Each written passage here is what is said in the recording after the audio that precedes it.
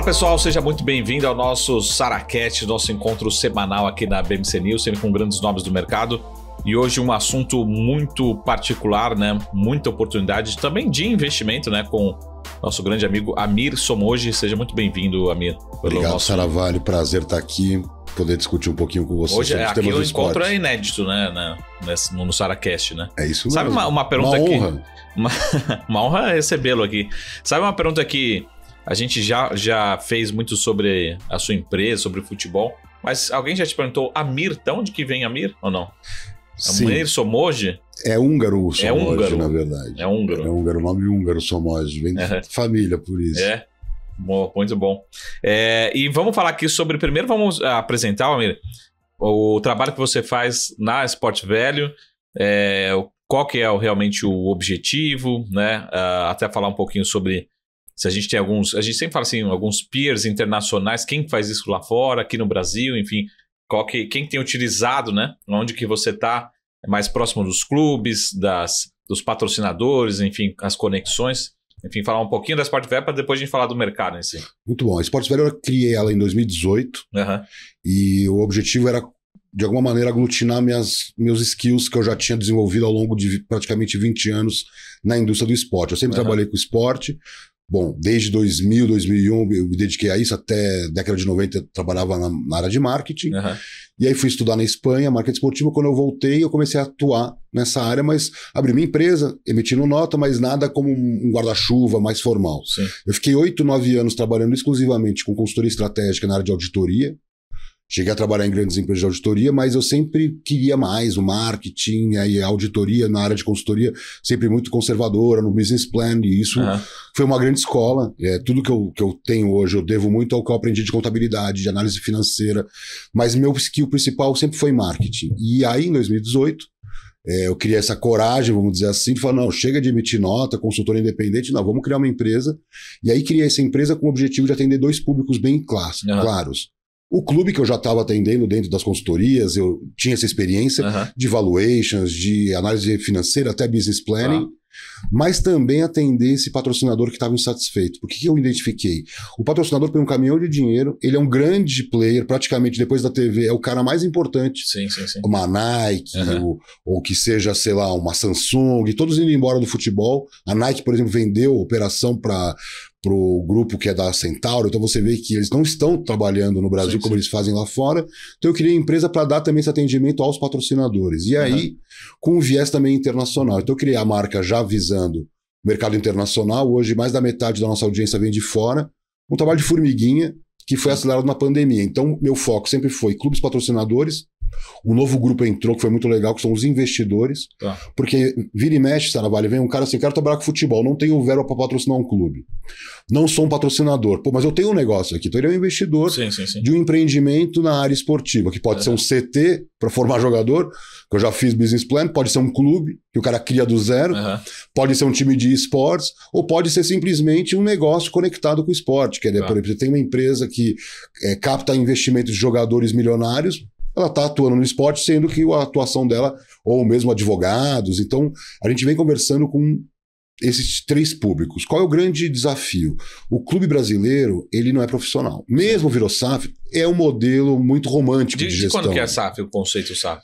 O conceito do SAF na Europa, nos Estados Unidos, é muito antigo, que é o quê? É o clube empresa. Então, nós já tivemos tentativas. Pra você ter ideia, em 98... quando criou a Lei Pelé, já se criou o objetivo de transformar os clubes em SA. Por quê? Os clubes sonegavam, ainda sonegam, mas sonegavam muito, não pagavam, né, os salários dos jogadores, então o jogador ia para a justiça, que era um caos. Então a ideia central é, vamos estruturar o clube como empresa para cobrar do clube o mesmo a exigência que se cobra das empresas. Se uma empresa ficar 3 meses sem pagar salário, sem recolher o FGTS, cedo ou tarde vai estourar uma bucha e isso acaba inviabilizando a gestão da empresa. Então, o clube sempre empurrou com a barriga e o governo sempre dando benesses. Então, desde 98 até hoje, ou até essa lei SAF, nós nunca tivemos uma segurança jurídica do ponto de vista do investidor. Esquecendo o clube. O clube, Hicks Mills, ISL, Parmalat, quer dizer, era aquele caos. O dinheiro entrava, o clube ganhava e depois ela ia embora, o clube ia para a segunda divisão. Esse foi o modelo que não deu certo. Então, na Europa, eles chamam ou PLC na Inglaterra, né, o SPA na Itália, é tudo SA. E no caso da Espanha, SAD. Em Portugal também. Sociedade Anônima Deportiva. Como somos muito a terra da jabuticaba, não ia ser uma SAD. Então, porque seria bom se fosse SAD, porque os europeus iam entender mais. É a SAF, que é a nossa criação. Mas no final, obriga o clube, nesse caso, a estruturar, né, uma nova empresa, vende-se, e toda a dívida que ficou lá no clube, a empresa é obrigada a pagar 20% da sua receita anual para abater até que zere. Então, por exemplo, tem clubes que têm 1 bi de dívida. Para a SAF não levou nada. Então a SAF tem que ficar pagando essa dívida. Então imagina que é uma empresa que, por melhor que seja o futebol, 80% de faturamento. Quer dizer, é ruim, na minha opinião, para o investidor. Era melhor, então, fazer que nem o Red Bull. Cria do zero, sem dívida, e vai comprometendo em dívida de acordo com o crescimento do clube, quer dizer. Então, minha ajuda hoje, qual que é para os clubes? Entender como maximizar a receita. Os custos, nos business plan, eu me acostumei a falar assim, pô, você pode reduzir em 15% o custo e aumentar 80% a receita. Então, eu cheguei a essa conclusão, até porque eu sou mais do marketing, que o esforço, a energia tem que estar no marketing. Porque é claro que bons controles exigem custo. Aumenta custo, né? Bons controles. Uma boa auditoria, um bom trabalho, né, de contabilidade, gerencial, isso tudo é custo. Então, na minha leitura, você tem que ter uma redução de custo, controle, especialmente nos administrativos dos clubes. Você tem clube que, por exemplo, gasta 250, 300 de futebol e 100 de administrativo. Quer dizer, se ele tem um choque de gestão, cai para 60 e ele bota mais 40 no futebol. Esse é um trabalho muito legal. Mas mais legal ainda é falar, vem cá, olha o tamanho da sua torcida. Olha o número de sócio-torcedor que você tem versus o número de milhões de seguidores nas redes sociais. Tem muito potencial sócio-torcedor que não vai ao jogo, mas que deveria estar pagando 10, 15 reais por mês para ter outros conteúdos, outras experiências. Então, meu trabalho é muito nessa linha com o clube. Já o patrocinador, às vezes me procura já com a decisão tomada, que é péssimo, mas é uma realidade. Olha, vou investir no futebol feminino. Que o Sicredi é meu cliente, um dos projetos que eu tenho com ele é muito na área de futebol feminino. Então, eu não preciso convencê-lo. O que é ruim, né? Porque é muito legal convencer um cliente de que isso aqui é tendência, mas legal que ao outro lado ele já está avançado nesse sentido. Aí o que ele precisa? De uma defesa sólida, porque por mais, onde por mais, normalmente o patrocinador ele tem um mindset muito conservador, botar na camisa, botar na placa, gasta milhões numa placa que no final tem uma visibilidade, mas não tem um retorno comercial. O Sicredi não abriu conta porque a placa está lá.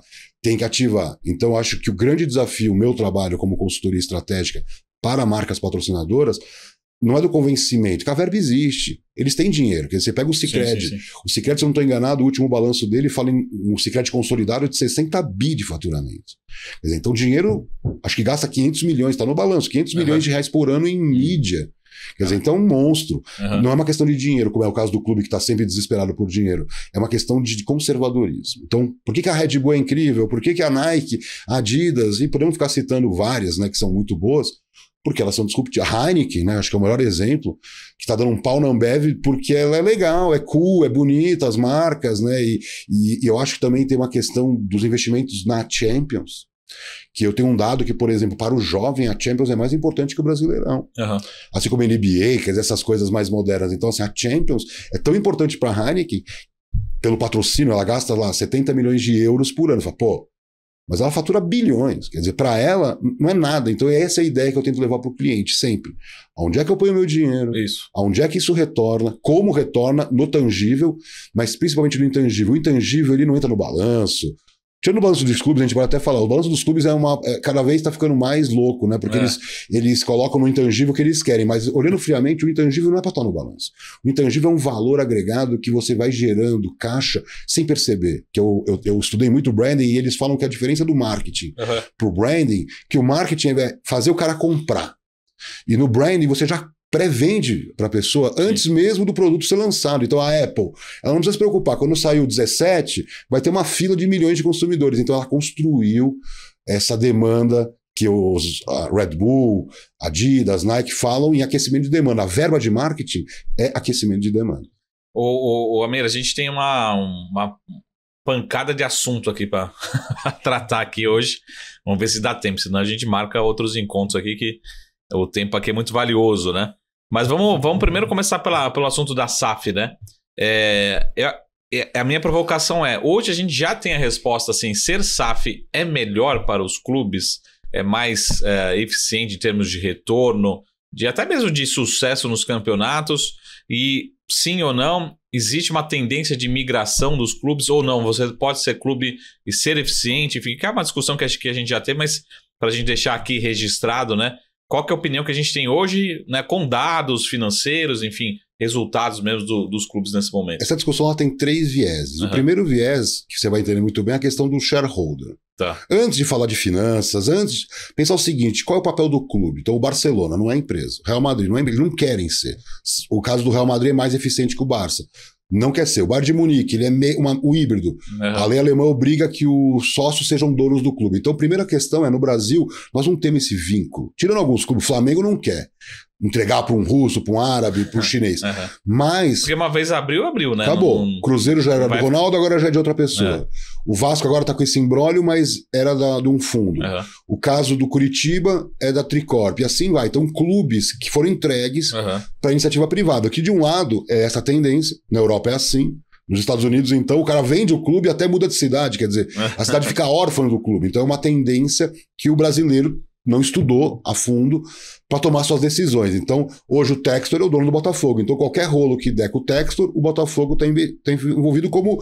Ele tem uma holding e o Botafogo é mais ativo nessa holding. Então, essa é uma discussão que eu, pelo meu viés mais romântico, vendo no Bayern de Munique, vendo no Atlético Paranaense, vendo no Flamengo, dá para você ter uma boa gestão, mas aí você precisa ter uma estrutura política no clube que não atrapalhe, que nem o Corinthians. Vem de uma gestão, vem outra gestão. Se for muito ruim, vai vir para uma outra gestão. E o clube com 1,5 bi de dívida. Então, esse é o ponto. Então, eu acho que assim, voltamos agora para a questão. É fundamental virar empresa. Não necessariamente entregar o capital. Resolvido isso, que nem o Fortaleza está fazendo isso, ele não quer entregar o capital, mas ele também não conseguiu o investidor. Porque o investidor que está entrando no futebol, ele quer controlar. Ele é um tipo de investidor que tem grana. O Textor é um cara muito rico. O fundo do Manchester City que comprou o Bahia é um conglomerado de mais de 5 bi de ativos. Então, não é dinheiro o problema. Eles têm grandes fundos por trás também investindo, não só dos árabes, como eles venderam share da empresa. Então, eles estão muito capitalizados, tanto é que eles estão comprando o clube no mundo todo. Então, eles não admitem ser minoritários. Então, essa é uma discussão interessante porque a SAF, o que ela permite? O Botafogo estava falido. Sim. O Botafogo estava faturando, segundo o balanço, lá 100 e poucos milhões, devendo 1 bi. Não tinha mais solvência, então ele não ia sobreviver, ele ia para uma Série B. Série C é tipo um Guarani, que aí volta e hoje fatura 35 milhões de reais. Entendeu? O Guarani é isso. Então, é uma dívida gigante, impagável, e um faturamento de Série B. E não consegue mais sair do lugar, né? E não sai do lugar. Então, o Cruzeiro, me falaram isso. Quando o Ronaldo comprou o Cruzeiro, foi uma pichincha. Pelo 9 milhões de torcedores, clube com estrutura, formador de jogadores e, bom, redes sociais. BH, que é uma capital importantíssima do Brasil. Mas ele comprou um baita de um problema, que ele tinha que pegar 20% da receita nova que ele vai gerar e pagar uma dívida que ele não fez. Então ele está carregando, mas valia a pena. Investidor de risco, tomou todos os riscos, botou um pouco de dinheiro, mas já resultou numa lucratividade muito grande para ele, porque o ativo se valorizou. Sim. Qualquer ativo que sai da B para A, então esse é o objetivo. O Red Bull Bragantino, eu tenho todos os números. Ele sai da B para A e vai crescendo na A, ele é o 6º clube de faturamento do Brasil, vale mais de 1 bi.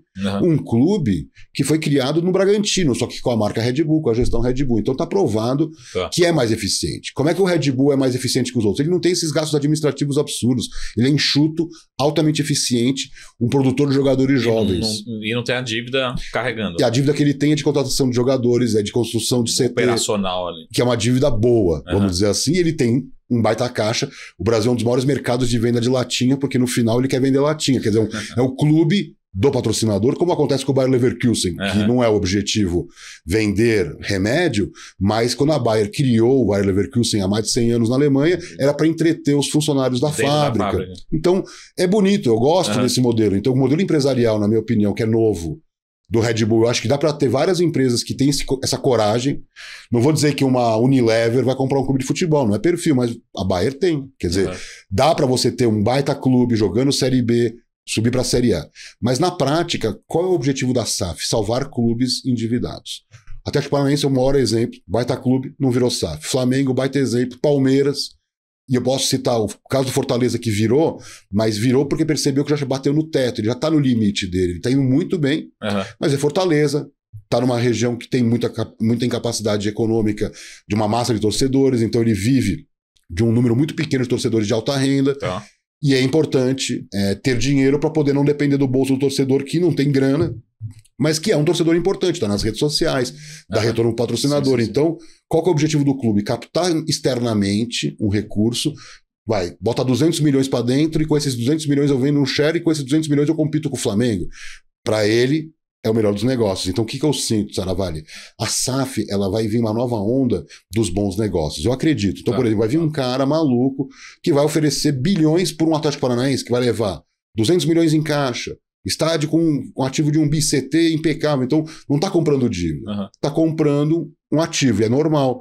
Quantas vezes bancos compram bancos, seguradoras compram seguradoras, não pela dívida, mas pelo bom negócio que isso representa. Então, primeira onda foram clubes que ou passaram por recuperação judicial, ou estavam numa situação gravíssima, o que é ruim, porque aí não tem benchmark, né? Mas o Botafogo é um benchmark, quer dizer, ele está com prejuízo porque ele não consegue gerar receita. Eles são incapazes. Então, voltando ao marketing. O Botafogo é incapaz de produzir a receita que ele deveria para o gasto que o cara resolveu pôr. Então, o que ele faz? Põe dinheiro.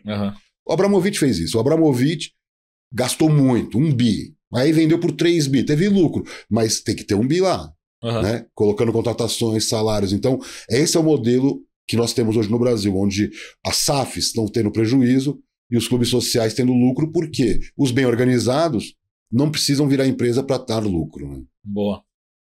Pô, Amir, eu falei para você, a gente tem muito assunto aqui para discutir.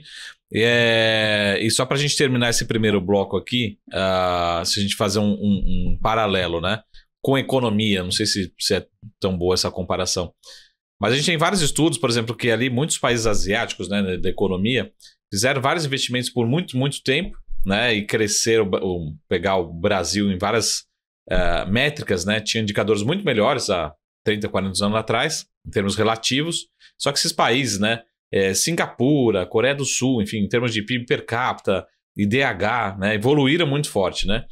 Fazendo um paralelo com o futebol, justamente para traduzir isso em números, né?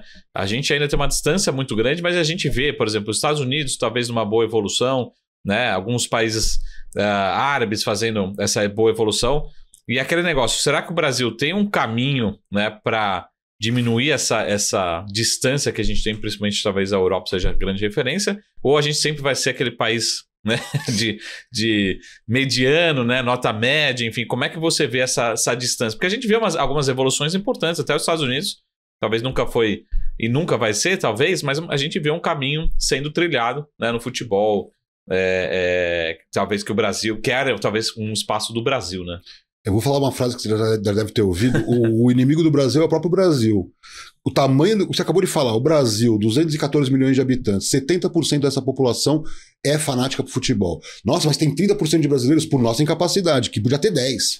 Eu tenho dados, por exemplo, em Portugal, Espanha, o número de não torcedores é mínimo. Sim. Nós deixamos, nós largamos mão, porque assim, olha o produto que nós oferecemos, não só no estádio. E é comum você estar conversando assim na família, nos amigos, fazendo para quem você torce. Hoje eu nem olho mais futebol, né? 50% dos brasileiros têm rejeição à seleção brasileira. Esse índice era de 10% depois da Copa de 2002. São dados da Datafolha. Quer dizer, eu acompanho muito esses dados para mostrar o seguinte, a nossa incapacidade. Agora vamos ver uma outra leitura.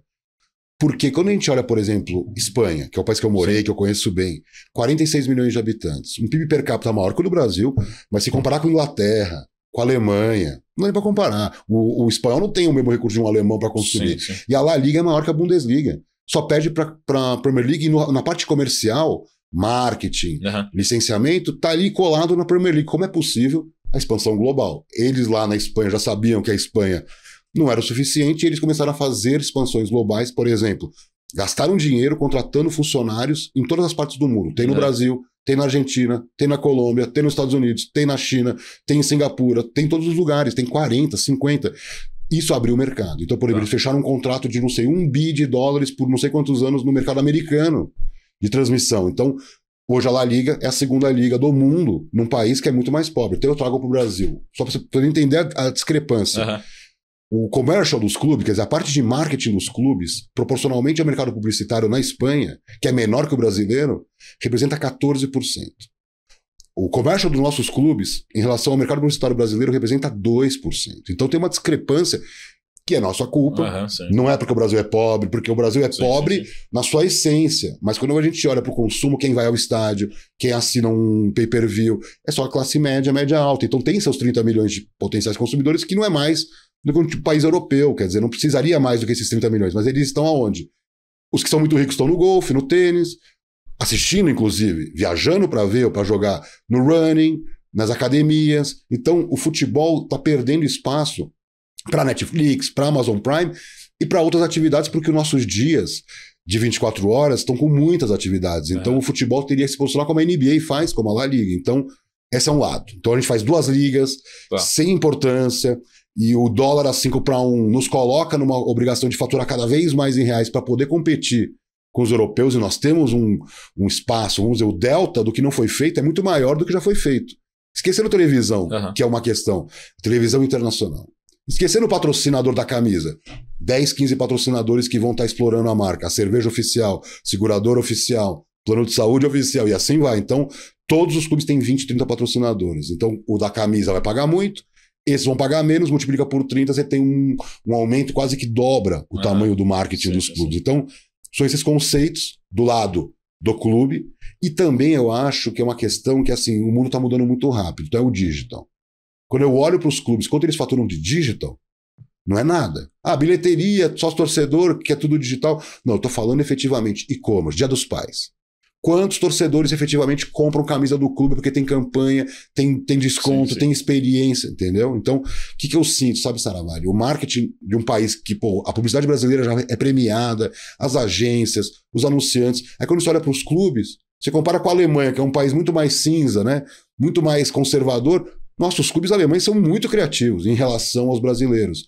Os patrocinadores na Espanha, ou mesmo na Itália, ou na Alemanha, ou nos Estados Unidos, nem se fale, muito mais criativos que o nosso. Então, eu acho que o brasileiro, ele, por N motivos, a gente podia discutir aqui por preguiça, por falta de conceito, por querer fazer sempre uma coisa... Porque, assim, o fazer diferente, a minha leitura é essa. Fazer diferente do que todo mundo faz é que é fácil. Eu vou inventar meu jeito, que é um jeito fácil, não tenho que estudar, não tenho que analisar, vou lá e faço, dá errado. Por quê? Eu conversando com os europeus, sempre converso com eles, eu tenho muitos clientes lá fora, eu gosto da Europa que faz uma vez só bem feito. Demora mais, é chato, é cansativo, porque, às vezes um contrato pode demorar 6 meses. O cara tá com pressa para receber uma luva agora, então ele faz qualquer coisa. Não vou abrir mão na minha marca. Eu vi uma entrevista do diretor de marketing do Barça, que o Barça tem uma marca na camisa, e uma na frente e uma na manga. Vocês pensam em abrir mais alguma propriedade? Não, a gente estuda, a gente sabe que vale dinheiro, mas nós não queremos ficar aqui nem os brasileiros, com aqueles uniformes horrorosos. Então essa é a imagem do marketing esportivo brasileiro. Então, o que eu procuro mostrar? Que quanto mais marca você adiciona, isso eu falo muito com os times de vôlei. O cara me procura, que eu tenho 15 milhões de reais em venda de patrocínio, que é um volume. Pô, e são marcas, pode olhar no vôlei na Sport TV. Só marcas top nos times de vôlei. Só que na hora que você olhar aquilo ali, você não identifica. Então, cada time tem sua marca. Se a gente repensasse isso de uma maneira mais inteligente, porque não se consome vôlei no Brasil. Então, não é um problema do futebol. É um problema do esporte brasileiro. A gente consome tênis de running, a gente consome, academia, personal, beach tênis. Olha quanto dinheiro está indo para o esporte. Mas o clube, ou o time de vôlei, ou o caso, o nosso Barcelona, a nossa La Liga, não fatura. Mesmo a CBF. O faturamento dela é business to business. Não é que ela atende essa massa de torcedores fanáticos pelo Brasil e pelo mundo. Então, nós temos uma limitação de conceito. Essa é a minha leitura. Mas somos ainda o maior mercado consumidor de futebol do mundo. Pra vocês terem uma ideia, que eu acho muito louco esse dado. Com tudo isso que eu acabei de falar, com metade da população dizendo que não gosta mais da seleção, quando chega a Copa do Mundo, tirando a China, o Brasil é o segundo mercado em audiência, mesmo quando o Brasil vai mal, e vai mal todo ano, mas o brasileiro gosta de Copa do Mundo. Vai ter uma Espanha e não sei o que, Holanda, vai ter uma final, França e Argentina.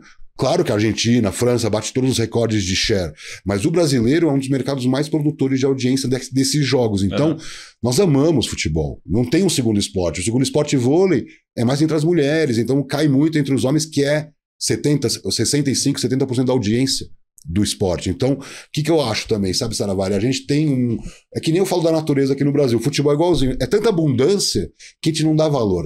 Aquele cara lá fica com aquela arvorezinha ali cuidando porque não tem muitas. Eu acho que é isso que nós não temos. A escassez que nos gera um pouco também essa arrogância de que sempre vai nascer um Neymar, sempre vai nascer um Hendrick, mas e o business? E a indústria? Né? A indústria não depende do Hendrick, a indústria depende que o Hendrick fique, inclusive, para mais gente no estádio. Boa. Pô, eu terminar esse primeiro bloco aqui com uma frase um tanto quanto triste, né? Para quem tem menos de 20 anos, aí já tem 20 anos que a seleção que vai mal, né? Então, espero que essa frase fique desatualizada rápido, né? Eu dou a dica, sem fazer propaganda para Netflix, tem um filme sobre a seleção de 2002 na Netflix. E eu até me emocionei assistindo porque foi a última vez realmente que uma seleção tocou o coração do brasileiro como torcedor. Tanto é que 90% dos brasileiros gostavam da seleção por conta do Ronaldinho Gaúcho, Rivaldo e Marcos. Quer dizer, atendia a todos os gostos daquela seleção. A seleção ganhou invicta. Né? Então, que eu acho que foi destruído o produto. Como você pensa em uma empresa que destrói a sua própria marca, é a seleção brasileira com a CBF. Boa. Vamos aproveitar esse tempo para tomar uma água com açúcar aí. E já a gente volta aqui com o nosso SaraCast especial aqui com a Amir Somoji, sócio-diretor da Sports Value. Rapidinho, até mais. Tchau.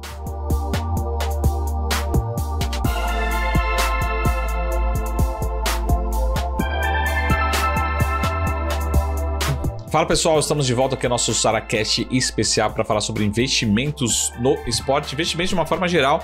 E aí, o Amir, voltando aqui no nosso papo, queria falar sobre investimento no sentido assim, falar um pouquinho sobre a Sports Value primeiro. A hora que você fala, a gente une, né, essa parte financeira com marketing, mas é simplesmente fazer essa união, né, de network das marcas com os ativos, vamos dizer assim, né, que serão patrocinados, ou segundo, medir um pouco dessa exposição, ou terceiro, medir o resultado, né? Então são, acho que, 3 coisas diferentes. Como é que é o dia a dia e quais são as ferramentas aí que vocês usam, enfim, para falar pro cliente, vamos dizer assim, realmente teve um resultado, valeu a pena, não valeu, vamos trocar, enfim, como é que é o dia a dia? O mundo ideal, do cliente ideal que a gente fala, é aquele cara que, eu tenho essa verba, quero investir, me ajuda a tomar as decisões de quais propriedades, qual é o retorno, quanto custa. Esse é o mundo ideal. Muitas vezes o cliente já tem a propriedade, nos procura porque quer melhorar, quer ter um reporte, então a gente sempre trabalha com reporte. Por isso que eu falo da mescla, né, dessa visão financeira, porque, por exemplo, eu consigo mostrar todos os dados financeiros com o insight de marketing dizendo o seguinte, tá por aqui, o dinheiro novo, o público jovem. Dou um exemplo que eu gosto muito, que é do caso do futebol feminino, é muito legal isso. Os dados lá de fora, que valem para o Brasil, porque a gente não tem nada tão profundo no Brasil sobre isso, eu ajudei o cliente com essa visão. Que, olha, um menino de 18 anos, um menino de 20 anos, vê mais futebol feminino que uma mulher de 60 anos. Isso são dados lá de fora, mas é muito mais. Saravali, por quê? Uma mulher de 60 anos, embora mulher, carrega também certo preconceito, não faz parte da sua vida. Já o garoto de 18 anos, com a diversidade, com essa cabeça mais aberta, ele já está mais antenado. Ele nem gosta muito do futebol masculino. Ele prefere, de repente, a NFL, a NBA, mas ele gosta do futebol feminino. Por quê? A luta das meninas, a diversidade, é um outro público. Então, o que eu explico para o cliente? Embora você não esteja focado nisso, ele está focado muito em mulher que é legal, mas ele está rejuvenescendo a marca. Mesmo que ele não queira, sim. E aí o cliente fala, isso é muito importante para mim. Então, assim, essa identificação de insights com os dados, é esse trabalho que eu faço com reports, sempre orientado para o objetivo do cliente. Se o objetivo do cliente é visibilidade, vamos lá, minha visibilidade não está boa. Então, é visibilidade que você quer, você não quer vender? Não, eu quero mais visibilidade. Então, eu identifico lá nos reports de que não está boa pelo dinheiro que você gasta. Se está gastando pouco, que nem futsal feminino, é um ótimo exemplo. O futsal feminino não tem visibilidade nenhuma. Mas a Globo, por questões de abraçar a causa, começou a transmitir muito futsal feminino. O que aconteceu com a visibilidade? Explodiu. Pagou pouquinho. Aí você fala, olha, que de graça você pagou, olha quanto você retornou. Então esse Data Analytics de marketing é muito legal, porque as agências não têm essa capacidade, é tudo muito na ideia, um insight de marketing, mas cadê a substrato para saber? Sim. Então eu ajudo muito o cliente que não tem esse aparato das agências, eventualmente até alguma agência pode nos contratar. Agora, a grande questão é a mensuração, porque a mensuração não depende de o cliente me passar um dado, que normalmente ele não tem ROI, então eu tenho que construir com ele. Então, junto com os objetivos, esse ROI, ele tem uma parte que é visibilidade, que a gente identificou que no máximo é 50% do ROI. Porque no esporte brasileiro criou-se que o ROI eu paguei 10, tive 100 milhões de mídia, tenho 10 para 1. Não, você teve 100 milhões de mídia. Agora, quanto disso foi convertido em negócio? tem que encontrar esse dado. Então, por exemplo, um dado importante, na minha opinião, sendo o banco ou a latinha de cerveja, é venda. Então, se 50% é visibilidade, os outros 50% vai ter em venda, uma parte, e a outra parte é em oportunidade de relacionamento. Então, por exemplo, o cara tem um camarote. O cara não tem visibilidade. Até zero visibilidade. Sim. Mas o que ele fez de relacionamento? Ele levou o filho do amigo, aí não adianta. Ele levou o filho do cliente, o cliente assinou. Então, essa mensuração é possível, Saravalho. Porque, por exemplo, você tem 10 eventos no ano com o seu camarote. Nesses 10 eventos tem que produzir retorno. Né? Então, como se fosse uma equipe de vendas. Então, é uma força de vendas o camarote. Então, só um exemplo que o camarote está tomado por empresas, todo mundo sabe que é valioso, mas lá no jogo da Libertadores, que o jogo que todo mundo quer ir. Não, esquece o jogo. O objetivo não é o jogo, o objetivo é entreter o cliente. De repente, um jogo menor, eu sempre falo isso pro meu cliente. Um jogo menor, sem policiamento, sem aquela multidão. Você tá lá, ó, fazendo negócios, e aí você dá um almoço, você vai o jogo, e aí você depois pode dar um chill out, música, sabe? Então, na hora que for embora, pode dar um drink. Então, dá para você construir através de uma verba que às vezes nem é tão alta. Tô falando o seguinte, um camarote top no Allianz custa 500 mil por ano. E você tem os shows, os jogos do Palmeiras. Então, não é uma coisa inacessível. Eu quero mostrar é que, além da questão de aparecer a marca, que aparecer a marca é importante. A Nielsen, ela fala muito em qualidade percebida. Então, eu não sou um cara contra a visibilidade, mas a visibilidade, por exemplo, no celular, ela desaparece. Então, ficar viciado só em aparecer, que a Nielsen diz que é bom se for de boa qualidade, né, Saravalho? Então, você tem uma marca lá que tá super bem exposta, mas na hora que você tem 8 bets no campo, aí acabou. Você nem sabe qual bet é. Então, o que eu quero mostrar? Que tem um erro de conceito que você vai evoluindo financeiramente, mas eu sempre falo isso, você está matando a galinha dos ovos de ouro, porque o esporte, a graça dele é a exclusividade do setor. Então o cara vai pagar cada vez mais para não deixar o concorrente entrar. Então eu sempre escuto que a CBF, em termos de compliance, não bate com o compliance do Itaú. Então por que o Itaú patrocina? Porque ele sabe que no dia seguinte que ele sair, o Bradesco vai entrar. Então tem um bloqueio de concorrência que eu acho que é super... Legal. Eu entendo, mas o futebol brasileiro está matando isso. Quer dizer, esse é o maior benefício que você tem de escolher 15 setores, trazer esses 15 setores. Então você não pode botar Heineken e a Budweiser na mesma placa. Quer dizer, isso está acontecendo no Brasil em várias frentes. Chegou a um ponto acho que o São Paulo estava com 2 marcas de bet na camisa, porque um contato estava vencendo, o outro estava começando e o cara não tem dúvida. Isso mata o marketing esportivo, porque a graça, Saravalho, é você segurar esses conceitos. É que nem, por exemplo, finanças. A gente pode falar um pouco sobre os balanços dos clubes que estão todos bem complicados, mas assim... Talvez a gente tenha que fazer uma outra sessão aqui para falar finanças, só sobre... É uma ciência exata. Não dá para você falar que 2 mais 2 é 5 quando não é 5. Quer dizer, você pode ficar divagando, mas matemática é matemática. Senão a ponte caía, o avião caía, né? Então não é assim. O prédio não subia. Tem uma questão, a telefonia não funcionaria, porque se a gente conseguir colocar o que está acontecendo no futebol no nosso dia a dia, a internet não ia funcionar, por quê? Não, mas calma, não tem devagar. O dado tem que passar ali, que senão a internet não funciona. Então, o que eu sinto, sabe, Saravalho? Eu gosto muito da ciência exata, embora eu seja de humanas, eu me aprofundei muito nas ciências exatas, por quê? Para não ter discussão. Então, por exemplo, quando eu falava assim, que a era da pós-verdade, né? O clube faturava tanto, ninguém discutia. O clube devia tanto, o cara ficava, não, mas no balanço não, mas você tem que descontar os ativos circulantes, o realizável. Então, tem uma explicação e o cara podia discutir que o dele estava certo e o meu não, mas porque eu fiz uma conta a mais que é simplesmente tirar o ativo circulante da dívida, quer dizer, para dar uma dívida líquida. Quer dizer, isso vira um carnaval, mas ok, faturamento não. Agora não. Agora eles estão ingressando valores que são não operacionais, né, vamos dizer assim, como uma receita de televisão. Não é receita de televisão. O cara alienou ativo, não pode juntar com patrocínio bilheteria. Então, assim, virou a era da pós-verdade dos balanços dos clubes, o que me deixou muito triste, porque eu faço isso há 20 anos. Passamos por Profut, por exemplo, que teve receita financeira.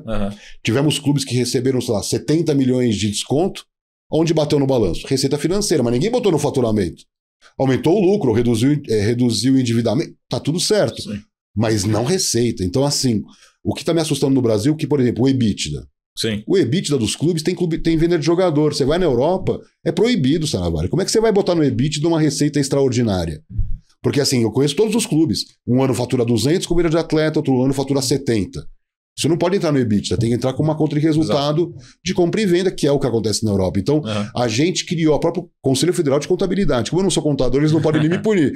E eu falo, você não é contador? E fala, eu falo porque eu tô há 20 anos fazendo a mesma coisa, então eu sou um contador por opção, né? Eu amo a contabilidade porque ela me traz ferramenta de trabalho. Mas assim, vamos falar a verdade, você começa a ter uma contabilidade criativa que qualquer leitor de balanço, ele simplesmente tira. Reavaliação de ativos, todo mundo a vida inteira fez isso. Reavaliou ativo, legal, deixa eu ver se tem um impacto da reavaliação para ver seu PL. E assim, sim. O leitor bom de balanço nunca é enganado, mas não é a realidade da grande maioria da população que acredita naquele número que a própria imprensa, que também é levada à mentira, né? Que é uma mentira. Então, por exemplo, o Atlético Paranaense publicou que faturou quase 900 milhões quando o número real é 500.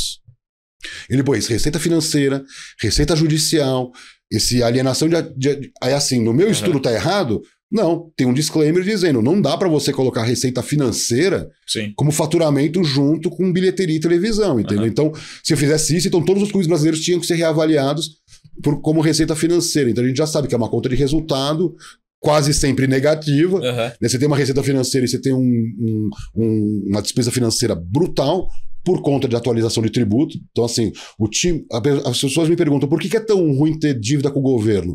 Porque é pelo CDI. Vai sendo atualizado. Então você reduz seu lucro, vai que você podia contratar um jogador, pagar um salário melhor, fazer uma reforma no estádio, 40 milhões de deduções no seu lucro por conta de você não ter pago seus impostos em dia. Então não é tão barato. Agora está caindo os juros, mas pensa os juros mais altos, o cara tendo atualização de tributos, fora os empréstimos. O cara pega 30 milhões no banco e paga quanto? 4% ao mês? 3% ao mês, entendeu? Isso é uma insanidade. Porque as empresas que conseguem lá fora captar um juro baixo de empréstimo, eu até justifica. Mas não é o caso do clube que vai no Itaú, num Bradesco, sei lá, no Banco do Brasil, num BTG, e pega um empréstimo para pagar a folha. Entendeu? Essa é a realidade. Pô, Amir, a gente tem tanto assunto para falar, acho que é até melhor a gente já deixar um convite aqui para voltar. De repente a gente pode fazer um especial só sobre os balanços aí Vai ser dos clubes. E a gente até pode trazer alguns exemplos para o pessoal poder entender. Mas primeiro, eu queria, só para a gente, um ponto, inclusive foi um assunto desse final de semana, mas se você puder explicar como que funciona as nossas ligas, se a gente pode dizer, aqui no Brasil, para explicar para a audiência, em conexão aí com o Campeonato Brasileiro. Porque eu sou fã, imagina que eu sou fã, eu conheço o Campeonato Brasileiro, né? E depois, em paralelo, a gente tem as ligas. Como é que funciona na prática aqui no Brasil, seus prós e contras do modelo que a gente tem atualmente? Pois é, em todos os lugares do mundo, com exceção dos Estados Unidos, que já era um modelo de firma, a Europa, a FA na Inglaterra, como a CBF, cuidava da competição inglesa. A Federação Espanhola, como a CBF, cuidava. E aí teve uma cisão, que em alguns países foi mais tranquila, em outros foi mais de guerra.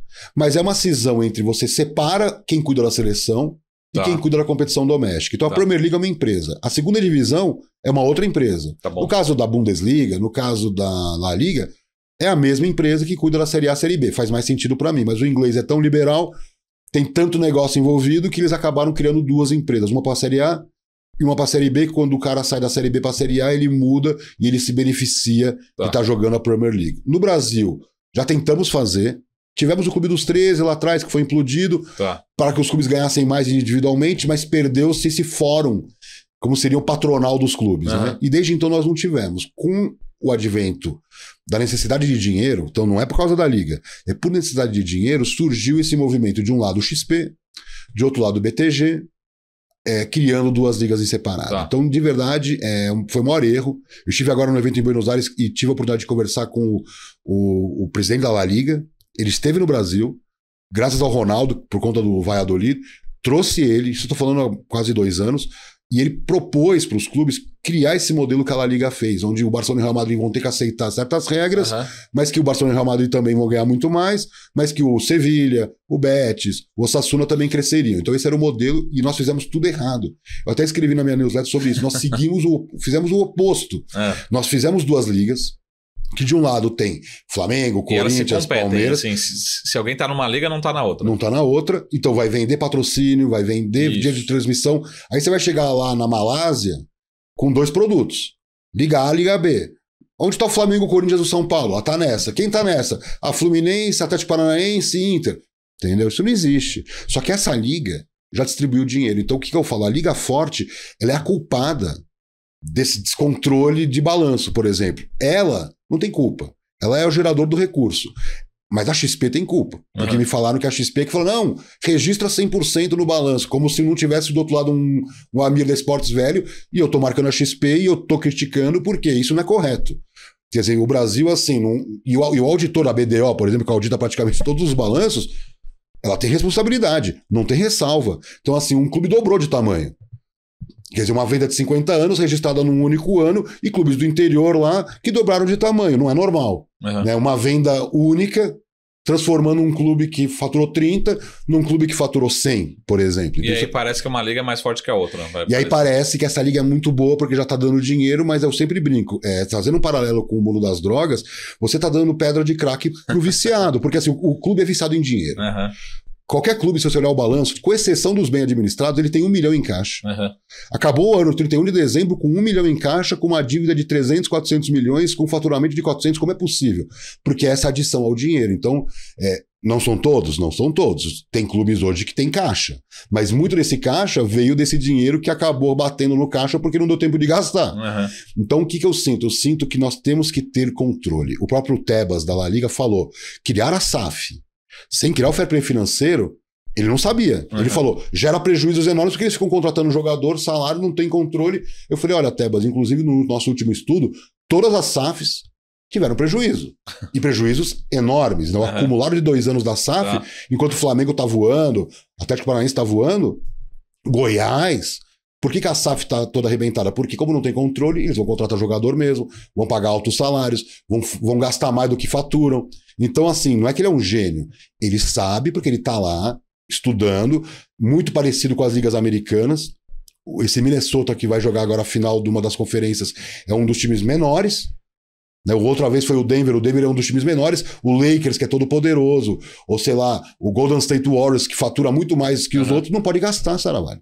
Tipo, o cara fatura 900, o outro fatura 400, só que a folha tem que ser meio parecida. Se você vai contratar o cara que joga muito, vai ter que passar pra frente o outro. É como assim, pra ter um craque, você passa o outro pro seu rival, sim, pra fortalecer a competição. Então isso é uma coisa que o futebol não entende, porque não regras. O futebol é melhor, porque os grandões sempre vão querer ganhar. Então, resumindo, nós fizemos tudo errado, tendo esse maior mercado do mundo para explorar. Porque assim, imagina uma La Liga brasileira, vai. Sim. A Liga brasileira, com a imagem do Pelé, do Romário, do Ronaldo, do Ronaldinho Gaúcho, porque eles não têm isso. Sim. Qual é o Ronaldinho Gaúcho da La Liga? Nenhum. Eles não têm. É tudo estrutura corporativa. Então imagina uma estrutura corporativa com a imagem do futebol brasileiro. Então esse é o que mais me dói, porque a brasilidade é uma coisa única no futebol. Tanto é, olha que eu vou falar pra vocês, a MLS cresceu muito. Nas narrações, quando um jogador dá um drible muito fora da curva, que é raro, tirando o Messi, né? Eles falam, joga bonito. Em inglês, a narração é em inglês, mas o joga bonito que a Nike criou é referente a quem? Ao Brasil. Tanto é que nem tem tradução, joga bonito. Então, play well. Isso não existe. Isso é Brasil, entendeu? Então a gente não está entendendo o tamanho do caminhão de oportunidades que uma união de forças. Então, o Flamengo, o Corinthians, Atlético Mineiro, Fluminense, Santos, todos juntos, com as suas diferenças, mas falando o seguinte: nossa receita de TV internacional é 0. Na Premier League é 53% do ganho deles. Se a gente crescesse de 0 para 20, já seria um dinheiro novo que iria pro Flamengo, pro Atlético Mineiro, pro Corinthians, então vai para todo mundo. Então é um dinheiro que não depende de um clube, mas depende de uma gestão corporativa. E esse é o nosso desafio, porque com 2 ligas, sendo BTG e XP de um lado, um investidor de um lado, um outro do outro, eu acho muito difícil que lá na frente alinhem interesses, porque os interesses vão ficar cada vez mais diversos. Sim. Até eu fiz essa provocação, porque foi um tema de uma reportagem, eu vi particularmente no Estadão, mas não sei se chegou a ler, mas justamente nesse momento que a gente está negociando aí, enfim, as transmissões do ano que vem, né? E aí como é que funciona isso? Assim, acaba gerando benefício para as ligas ou acaba gerando um desgaste para a transmissão? Porque eu vou pensar aqui no olhar do telespectador, né? Às vezes passa no YouTube, às vezes passa no outro stream, às vezes passa... Aí você fala, pô, mas eu não sei mais onde é que tá passando, esse jogo passa ali e tal. Eu quero ver em 3, 4, 5 lugares, ter opção de escolher, enfim. Mas como é que funciona isso na prática em termos realmente financeiros, né? Que acho que era a reportagem um pouco dessa disputa agora e a venda desses direitos, né? De gerando resultados para as ligas mais individualmente, né? Qual é o valor? O valor é que assim, cada jogo do clube tem um valor. E a soma desses jogos, pensando em Brasileirão, dá 380 jogos. Então o volume de dinheiro para o clube e para a TV, em termos de publicidade, é astronômico. Então a Globo já fechou com a Libra, que está lá o Flamengo, o Palmeiras, um valor que ela acredita que é o valor real, que não é muito maior do que agora, mas é um valor que garante para o clube seu orçamento. E a outra não sabe onde vai transmitir. Então, por exemplo, a Live Mode transmite no YouTube, já sabemos, jogou no YouTube, perde valor. Então a Globo, por exemplo, já sabe. Aquela marca da camisa do Corinthians, do Flamengo, sabe que na Globo, Sport TV, vale mais do que qualquer YouTube, do que qualquer streaming, Prime Video, o que quer que seja.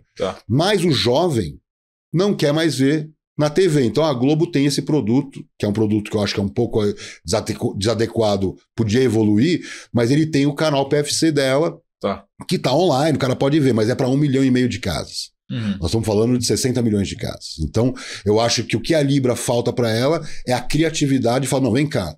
Além do modelo tradicional, vamos combater o YouTube com isso, com aquilo, com influencers. Então, essa é uma leitura que assim, eu acho mais fácil o conservador abrir o olho e falar, opa, vamos pegar essa receita do que aquele cara que só tem YouTube. Porque o Cazé TV é muito legal, eu gosto, mas essa Cazé TV é para um cara que não tem dinheiro.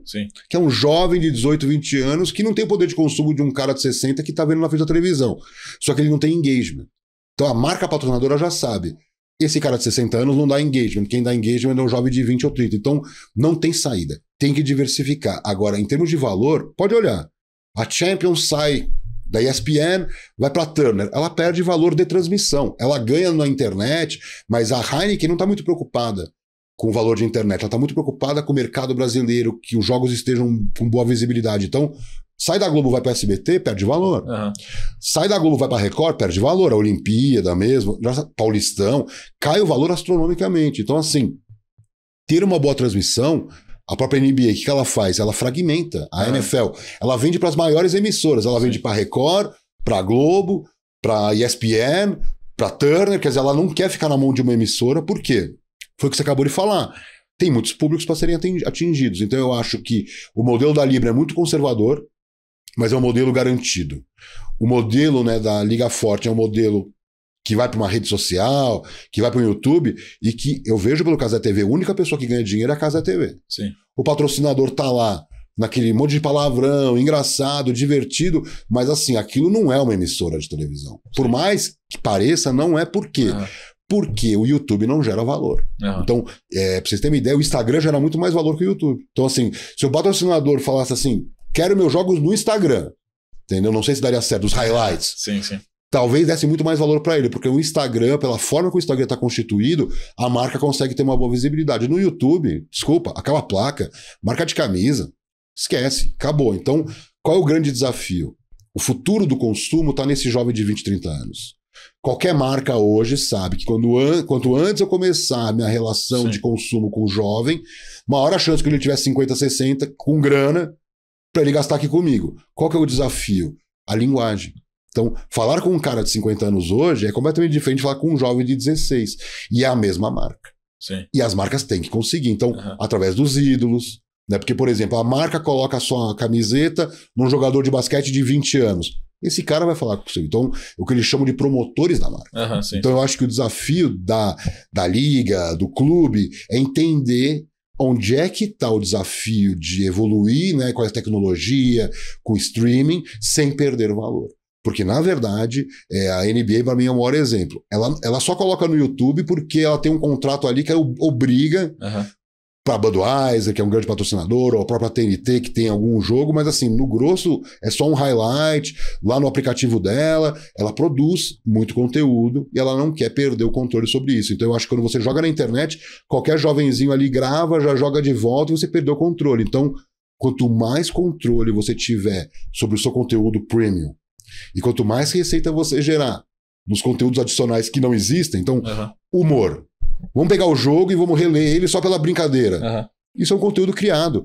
E aí ninguém pode te copiar. E tem a cara da internet. Então, highlights, humor, melhores momentos, um destaque. Vou dar um exemplo da transmissão da NBA, que é na TV.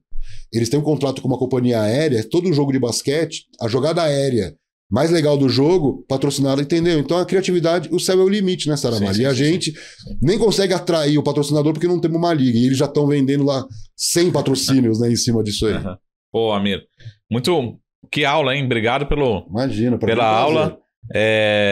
Vamos marcar novos encontros. Já deixa marcado um encontro aí para atualizar os balanços, né? A gente pode fazer um encontro aqui só sobre times brasileiros.